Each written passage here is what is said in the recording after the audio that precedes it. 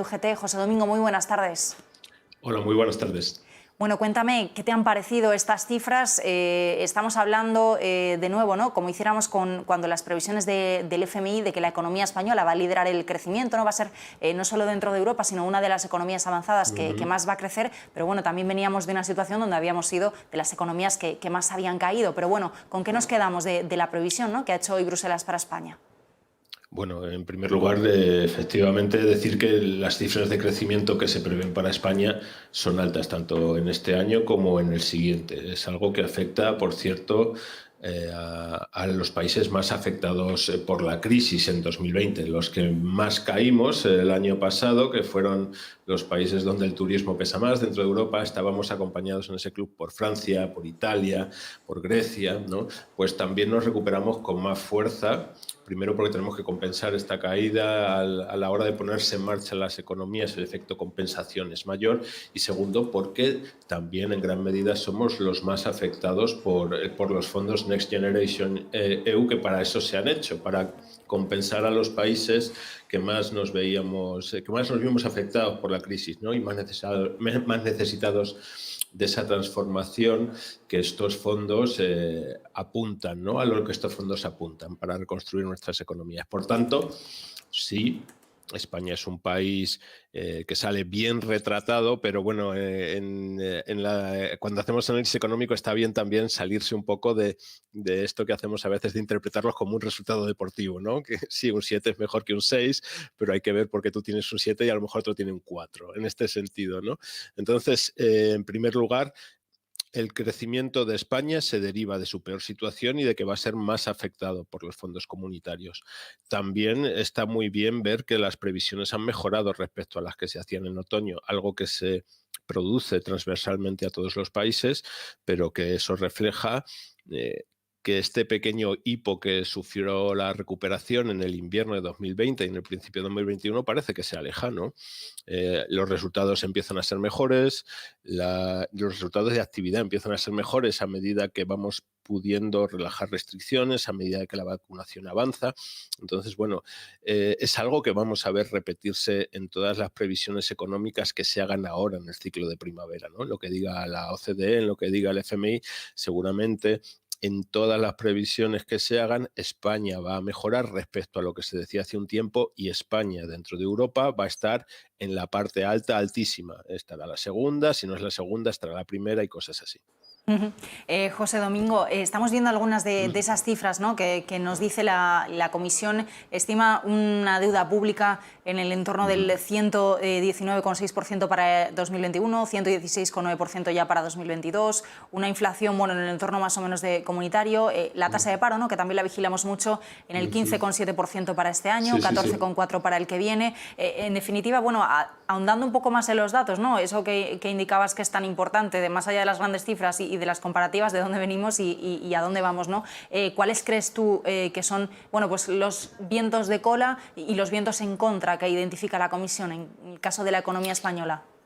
Bueno, la Comisión en estas previsiones no particulariza extremadamente si el cuadro de riesgos asociados a España es diferente del cuadro de riesgos asociados a Europa. Quiero decir, nos dice un poquito a todos que tenemos que tener cuidado con las mismas cosas, ¿no?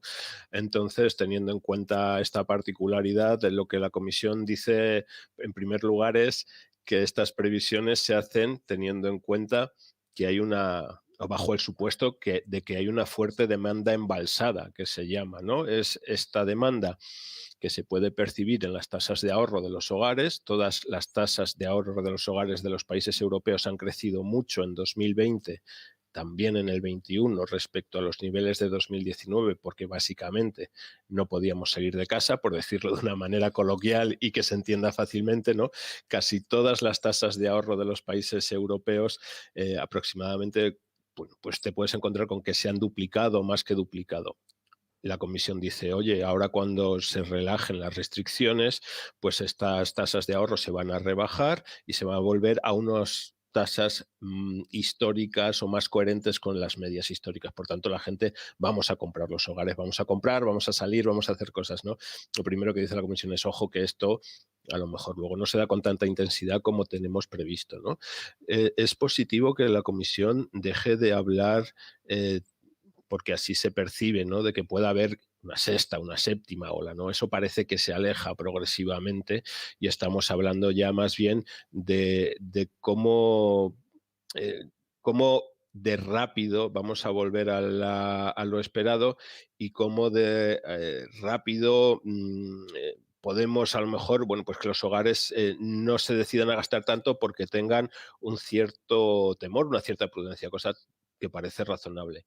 Otro factor súper importante, el más importante de todos para mí, ¿no? El más importante de todos. Durante el discurso que ha imperado en los grandes organismos internacionales desde que empezó esta crisis, comparándonos con la situación anterior y especialmente en el caso europeo, aunque también se produjo en otros países, pero fue especial en el caso europeo, es cuidado con retirar demasiado pronto los estímulos fiscales.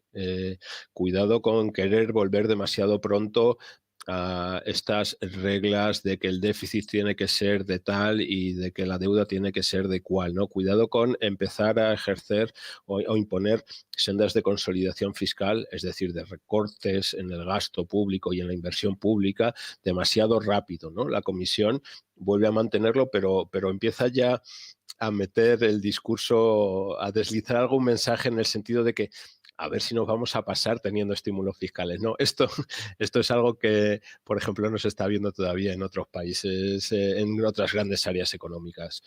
Hay que recordar que el impulso en Europa para contrarrestar el efecto de la crisis, siendo cuantioso y siendo producto sobre todo de un acuerdo político muy importante que hace que nos diferenciemos de cómo se afrontó la anterior crisis, que fue de una manera totalmente desacertada, dramáticamente desacertada.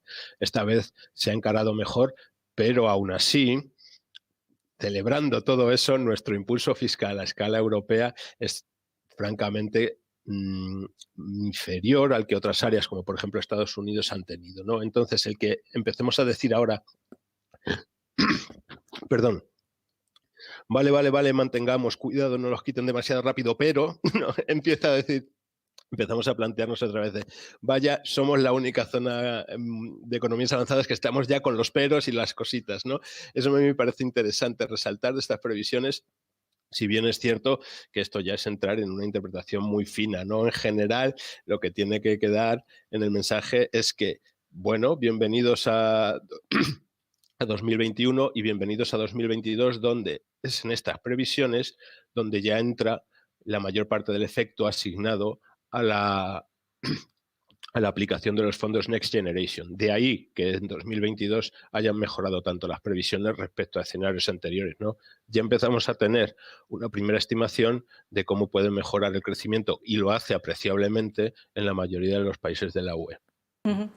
José Domingo, mencionabas el tema fiscal, ¿no? Lo que se ha reconocido de que es demasiado pronto para retirar los estímulos. Estamos con un debate precisamente sobre fiscalidad importante, ¿no? En estas, la semana pasada y también esta, lo hemos visto hoy de nuevo en el Congreso y bueno, lo explicaba la ministra Montero esta misma semana cuando reconocía, dice, bueno, vamos a esperar a lo que nos diga el Consejo de Expertos a partir de 2023 y una vez que los datos y la economía lo permitan haremos ese ajuste fiscal, ¿no? Entonces, estamos un poco en el debate de necesitamos reformar la fiscalidad, necesitamos ingresos porque al final va a haber que hacer un ajuste, ¿no? Y va a haber que devolver parte de las ayudas, aunque sea a tipos bajos y aunque otras no haya que devolverlas, pero bueno, en definitiva, la fiscalidad hay que reformarla, ¿no? Tanto para ser más eficientes como para acometer los ajustes necesarios.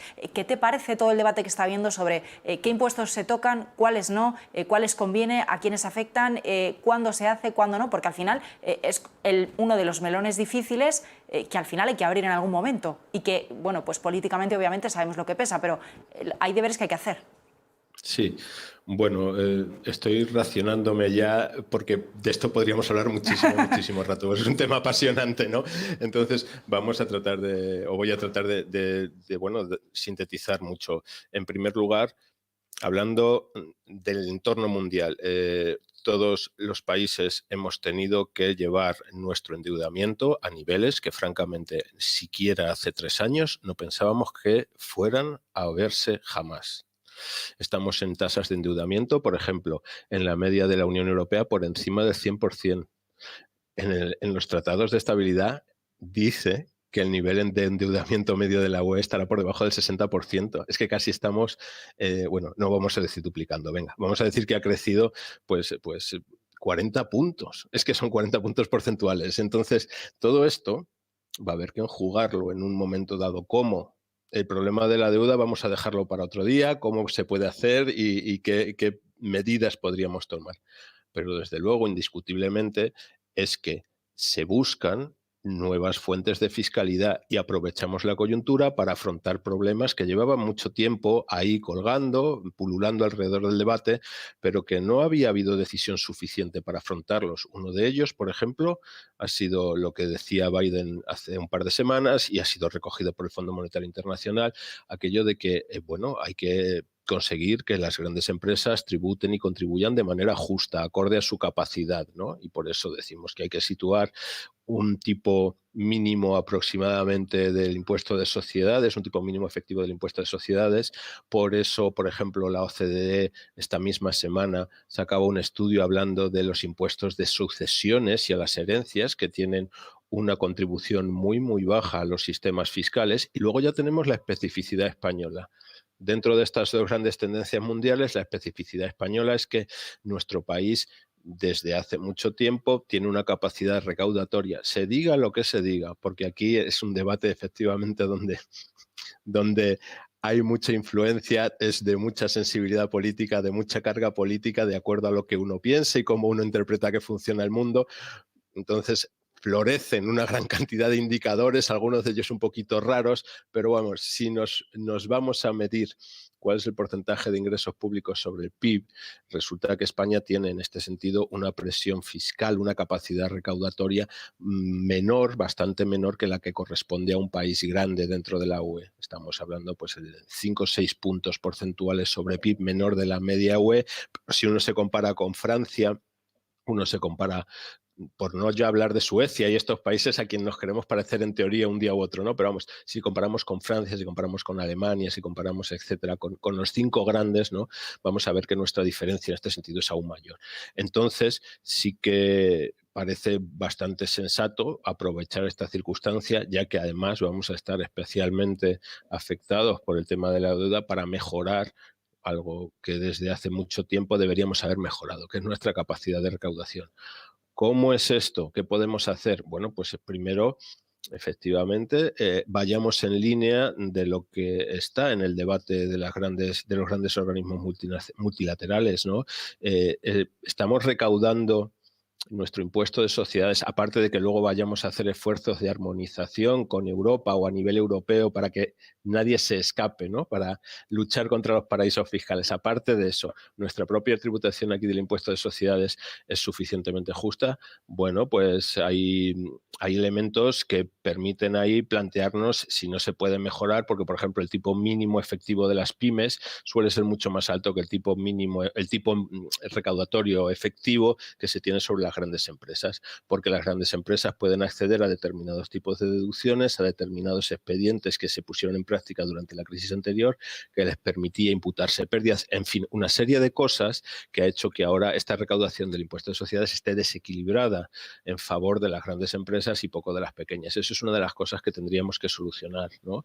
Principalmente. Luego también ver cómo queremos poner en práctica esto que ahora va a ser tan importante, que va a ser los impuestos medioambientales. Los impuestos medioambientales van a ocupar un lugar central en las agendas políticas internacionales, especialmente en Europa, que hemos querido ser ejemplares a la hora de reducir emisiones. Bueno, pues, ¿qué vamos a poner en marcha aquí?